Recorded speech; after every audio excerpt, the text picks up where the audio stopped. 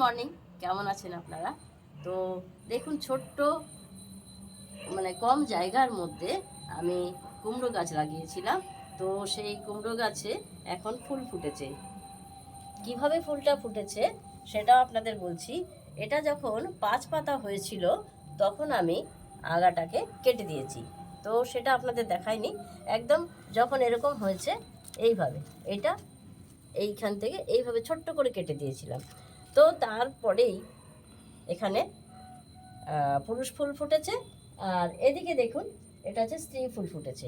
এবার স্ত্রী ফুল আর পুরুষ ফুলের সাথে একটা পরাগ সংযোগ করতে হবে। যদি পরাগ সংযোগ করি তাহলে দেখবেন যে এই কুমড়োটা একদম সুন্দর হয়ে যাবে।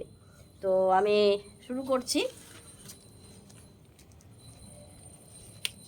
এভাবে ভেঙে নিতে হবে আর আলতো করে দিয়ে দিতে হবে। কিভাবে দেব? এই এই যে এখানটায় লাগিয়ে দিতে হবে, হালকা করে লাগিয়ে দিতে হবে।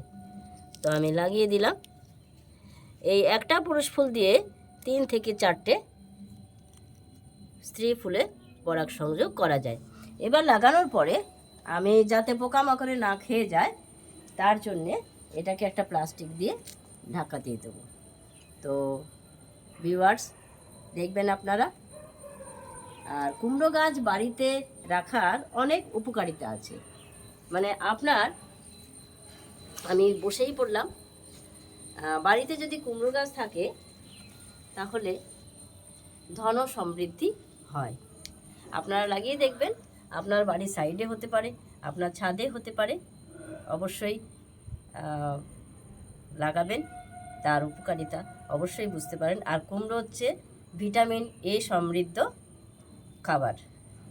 এটি কুমড়োর ডগাও খেতে পারবেন, আর কুমড়ো হলে কুমড়োও খেতে পারবেন। তো দেখতে থাকুন।